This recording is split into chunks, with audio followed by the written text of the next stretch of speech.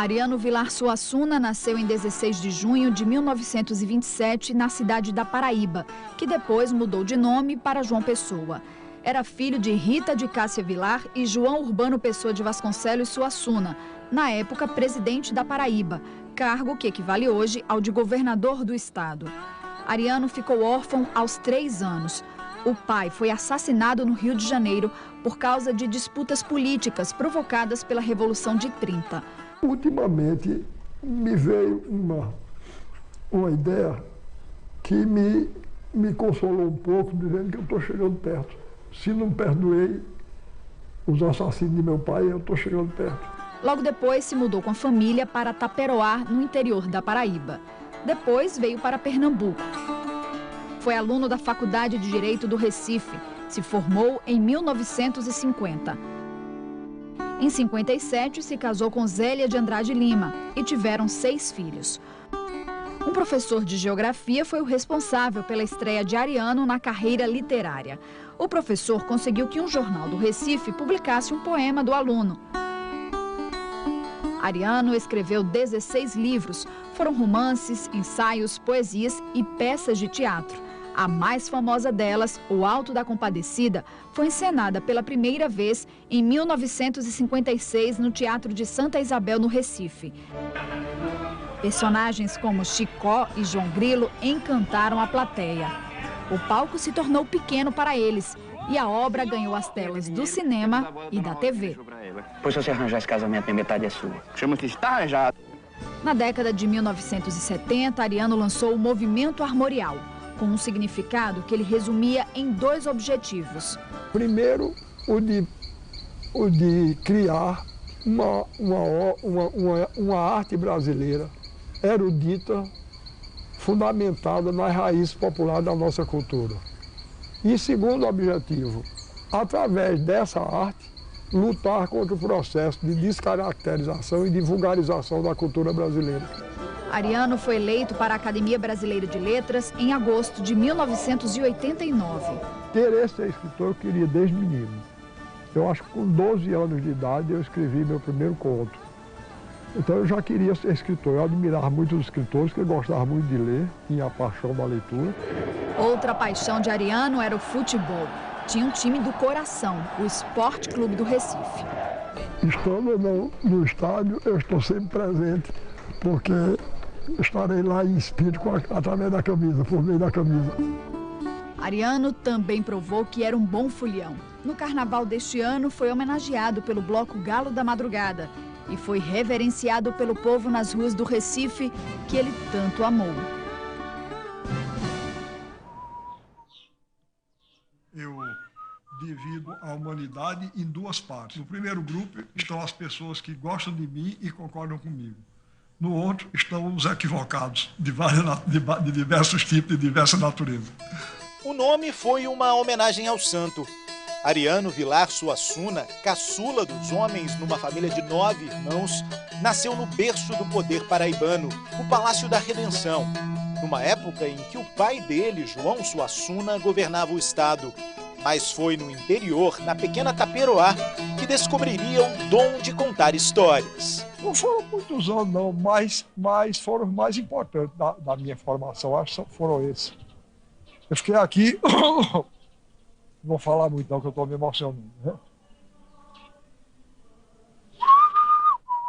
Nas brincadeiras, na curiosidade de criança, a partir da década de 40, passou a viver no Recife, onde terminou os estudos e entrou para a Faculdade de Direito. Foi um dos fundadores do Teatro Popular do Nordeste e produziu intensamente. Professor, escritor, dramaturgo, romancista, poeta, Ariano recebeu as mais importantes honrarias nacionais. Queria criar arte erudita a partir de elementos da cultura popular, o chamado Movimento Armorial. Levou o jeito sertanejo para a Academia Brasileira de Letras. Eu só fui até hoje a 2 sessões da Academia Brasileira de Letras. Uma, a da minha posse. A outra, a que comemorou os 100 anos do Dr. Barbosa Lima, sobrinho. Nessa segunda vez, eu fui vestido com essa roupa que estou usando aqui agora, E quando eu cheguei na porta da academia, o porteiro me barrou. O porteiro me barrou e disse: o senhor vai para onde? Eu disse: eu vou para a sala das sessões. Ele disse: o senhor foi convidado por algum acadêmico? Eu disse: não, senhor, não fui convidado, não. Disse: então não pode entrar, não. Eu disse: tá certo, tudo bem. A minha sorte foi que, nesse momento, Raquel de Queiroz, que estava próxima, ouviu e correu e disse ao homem: esse homem é Ariano Suassuna, ele é da academia. O porteiro ficou muito aperreado, disse: o senhor desculpe, mas o senhor por que não disse que era acadêmico? Eu disse: porque você não perguntou. Você perguntou se eu tinha sido convidado por algum acadêmico. Como eu não tinha sido, eu me limitei a responder ao que você perguntava. O bom humor, aliás, era marca registrada. Ao comemorar 80 anos, transformava homenagens em gargalhadas. Eu estava dizendo outro dia que estão fazendo um chamego tão grande que eu estou começando a ficar preocupado. Quando eu completar 160, como não vai ser complicado? A própria vida inspirou uma de suas mais importantes criações, o romance da Pedra do Reino. Intrigas, enigma, ódio, calúnia, amor, batalhas, sensualidade e morte. Eu falei que pra decidir é uma onça! Eu baterei no que fiz, batei o que não fiz! Maria Safira, minha pedra preciosa. Ariano nunca saiu do país, não gostava de viajar, mas ainda assim voltava a Taperoá sempre que podia, onde nasceram sonhos e uma certeza. Eu gosto de escrever. É para mim também um dever e uma missão, porque eu tenho certeza de que eu vim para o mundo para fazer uma literatura que se identificasse com o meu país e com o meu povo.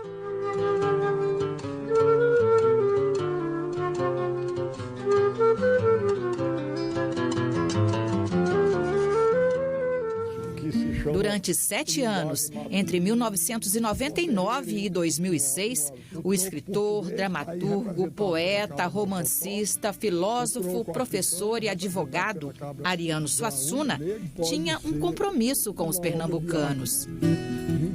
Todos os sábados, o mestre aparecia na tela da TV para mandar recados muito inspirados no quadro Canto de Ariano. Ele dividia com o público seus pensamentos, visões de mundo, conhecimento sobre os mais diversos temas em pílulas de erudição e inteligência que prendiam a atenção e divertiam.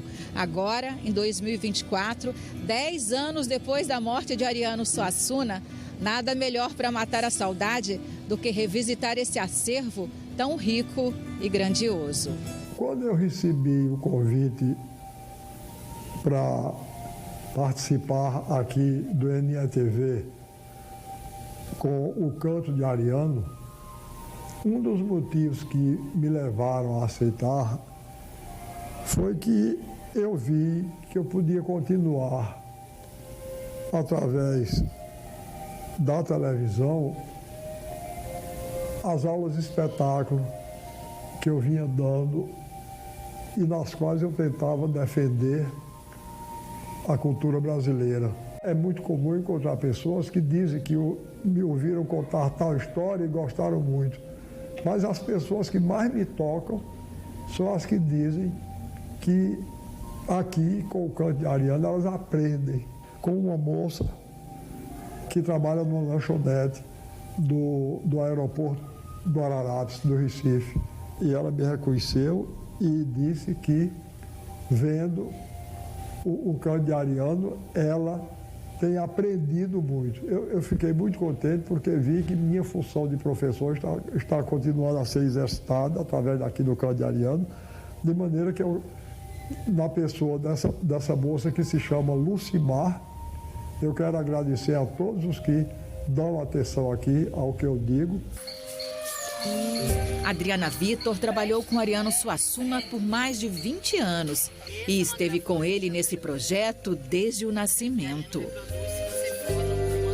E a gente foi aprendendo com o caminho, foi fazendo o caminho com o caminhar com o Canto de Ariano. E o que eu acho muito bacana é que ele sempre se preocupava em alternar assuntos onde era o Ariano do Alto da Compadecida, o Ariano cômico, o lado que ele chamava do lado palhaço, com o Ariano que ele chamava do hemisfério rei, o Ariano que era professor, que era escritor, que ia ensinando a sua maneira e valorizando como só ele sabia fazer o Brasil e a cultura brasileira. A grande importância da literatura do cordel vem do fato de que o folheto é o único espaço literário no qual o povo brasileiro se expressa sem imposições nem deformações que lhe viessem nem de cima nem de fora. Quando os americanos foram à Lua, toda a literatura que eu li a respeito era ruim. Mas o grande poeta popular nordestino, José Soares, que assinava seus folhetos como o poeta repórter, escreveu um folheto onde até roupa de astronauta, que é feia, era descrita como uma roupa de vaqueiro, mostrando como o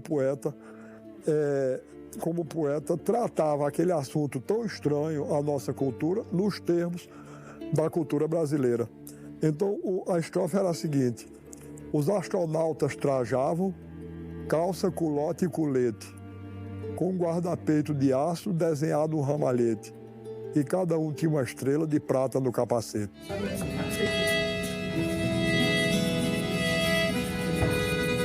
A gente tem ali, no Canto de Ariano, um lugar onde a gente começou a ter cultura, literatura, humor, dentro de um telejornal. Então, assim, não era uma coisa comum, né? E era um quadro curto, mas, ao mesmo tempo, era um quadro muito dinâmico. Então, nós tínhamos ali pílulas de aula-espetáculo. E aí a gente tinha um pouco de cada uma dessas coisas. Então, para mim, o canto é essencial. Todo sábado era um lugar certo, literalmente um canto certo, né? Para a gente ter ali conhecimento e conhecer mais a figura de Ariano, né? Entre romances, poemas e peças de teatro, são mais de 30 publicações de um universo único, um retrato do interior brasileiro. E essas obras ganharam diversas adaptações para a TV, por exemplo. A Farsa da Boa Preguiça virou especial da Globo em 1995. Lá é a casa do pobre, do poeta Joaquim Simão. Vamos ver quem tem razão? Vamos então começar. Comecem! Luz! Curiosamente, era a peça que ele mais gostava. Quando eu perguntava a ele qual é a sua peça preferida, ele dizia assim: olha, todo mundo diz que é o Alta Compadecida, mas a minha peça preferida é a Farsa da Boa Preguiça. Por quê? Primeiro porque Ariano sempre foi um poeta e a Farsa é uma comédia toda em versos. Besteira, mulher, oxente. Eu começo a fazer força, o que é que eu vou arranjar? Pra morrer de pobre que eu tenho já dá. Em 2000 foi a vez de O Santo e a Porca. Mas se ele vai me emprestar os 20 contos, ele ainda não me comunicou. É uma história clássica que vem de Plauto, a comédia da marmita, só que na comédia de Plauto ele guardava numa marmita e escondia esse dinheiro. Passa por Molière, numa peça chamada O Avarento, de Molière, e chega em Ariano. Então Ariano dá uma versão nordestina, vamos dizer assim. E sabe onde Ariano costumava criar as histórias dele? Neste casarão, na zona norte do Recife, cenário para centenas de aparições no Canto de Ariano. Esse aqui é o ambiente onde eu escrevo. As pessoas, ultimamente, costumam dizer que o livro é um objeto de mercado. Eu não aceito essa visão, porque, para mim, a literatura é vocação, missão, criação e festa. O ato de escrever é um ato muito trabalhoso para mim, mas que me dá uma grande alegria também. Eu faço uma primeira versão manuscrita, em papel pautado, depois eu bato na máquina, faço uma segunda versão datilografada nessa máquina que está aqui, que eu trabalho. Depois eu faço uma terceira versão manuscrita, mais elaborada, como essa aqui. E já com desenhos que eu mesmo faço. E, finalmente, uma quarta versão manuscrita, com tinta nanquim, as letras desenhadas e com ilustrações. De maneira que o ato de escrever é trabalhoso, como eu disse, mas é uma coisa indispensável para mim. Sem a literatura eu não saberia viver. As pessoas me perguntam às vezes se eu prefiro a literatura ou a vida. Para mim não tem diferença, porque escrever foi a maneira que eu encontrei para enfrentar essa cruel, dura, às vezes injusta, mas também fascinante e bela tarefa de viver. Um encontro com o passado. É um dia especial porque é o dia das crianças. E eu resolvi começar aqui no Canto de Ariano uma série de histórias sobre crianças. E pedi a meus netos que viessem aqui ficar comigo por dois motivos. Primeiro, porque existe um ditado no Nordeste que diz: Mateus, primeiro os teus. Então, eu escolhi meus netos para homenagear todas as crianças do Brasil na pessoa deles.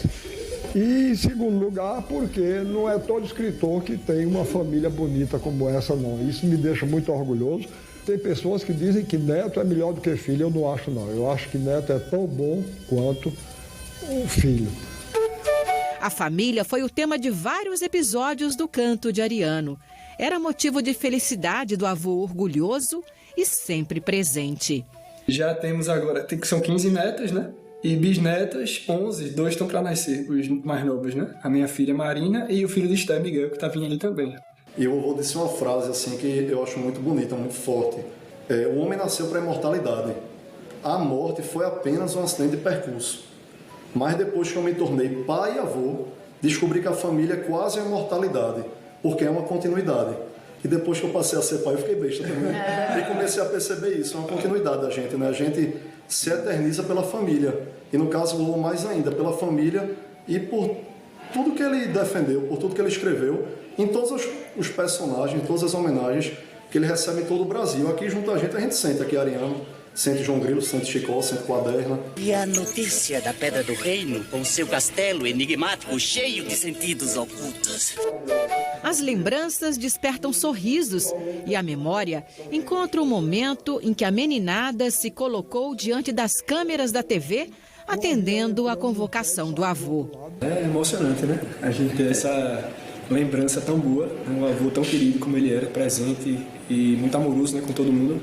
Então é muito bom, muito gratificante ter essa lembrança hoje. E a gente sempre morou aqui no quintal e quando ia ter as gravações era aquela reclamação, pra ficar calado, todo mundo lá no final do fundo do quintal, todo mundo em silêncio, se fizer zoada vai atrapalhar a gravação. E aí era um fuzuê, dia de gravação aqui pra gente. Você acha que ele curtia? Ele gostava demais. Me tocou, sobretudo, uma homenagem que me foi prestada por dois netos, Gabriel e Rafael, que fizeram da cabeça deles mesmo uma história em quadrinhos. E eu achei muita graça, porque é sobre o Alto da Compadecida. Eles pegaram o Alto da Compadecida, transformaram em história em quadrinhos. Tem menos de 10 anos, todos dois. E colocaram aqui na frente, adaptação Rafael e Gabriel, 2005.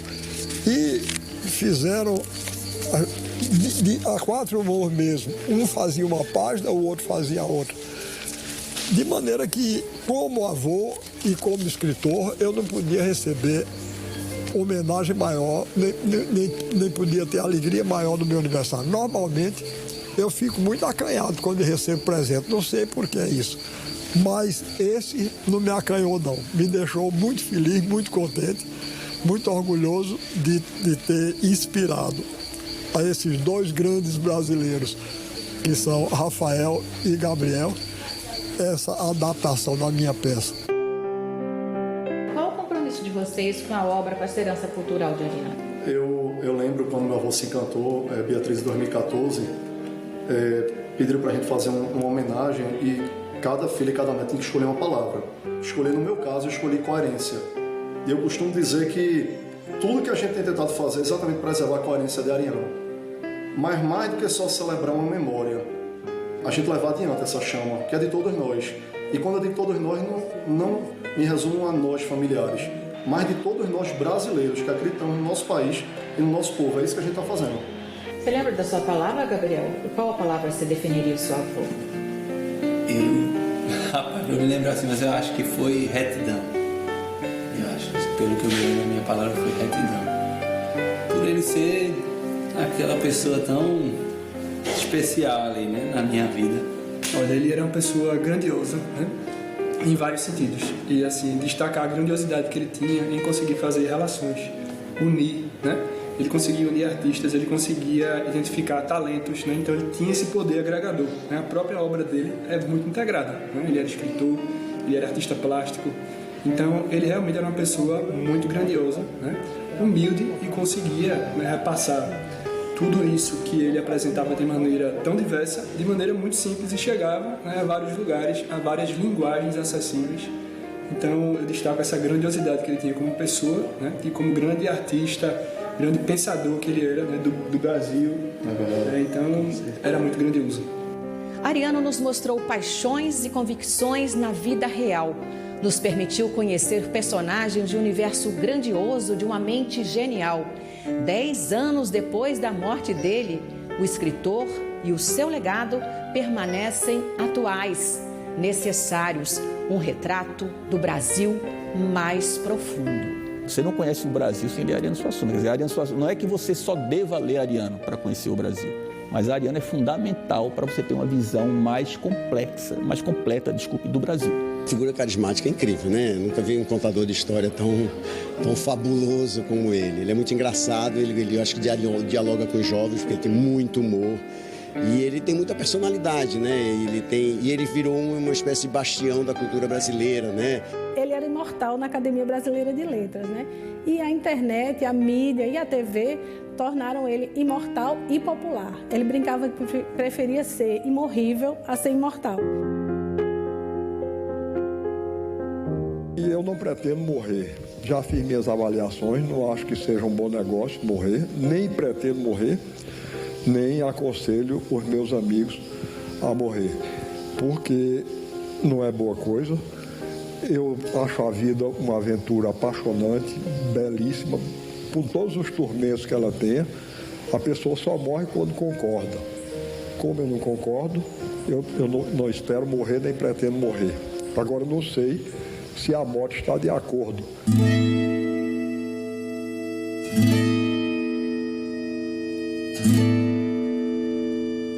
O que você gostaria que a nova geração soubesse sobre ele? Saber que foi um pensador brasileiro, né, Ariano, um artista brasileiro que amava profundamente o seu país e sua arte e seu povo. Eu procuro dar no meu trabalho de escritor o máximo de mim. Então, eu posso até não escrever uma coisa boa, mas não é porque eu não queira, não. É porque eu não posso. Ariano é alguém que fica, que permanece e que permanecerá, pelo que defendeu e pelo que criou. Uma filha minha recebeu um telefonema de uma moça que trabalha na imprensa e ela indagava se era verdade que eu estava muito doente. A primeira versão era que eu estava muito doente. Minha filha desmentiu. Depois, uma outra amiga minha, Marileide, recebeu também, já dessa vez mais grave, que eu tinha ido para Paraíba e lá morrido. Eu quero tranquilizar os meus amigos até a respeito do futuro, porque eu não pretendo morrer nem agora, nem esse ano, nem ano nenhum. Eu não pretendo morrer nunca. E é por isso que eu já escrevi um soneto que conclui assim: por isso não vou nunca envelhecer. Com meu cantar supero o desespero, sou contra a morte e nunca hei de morrer.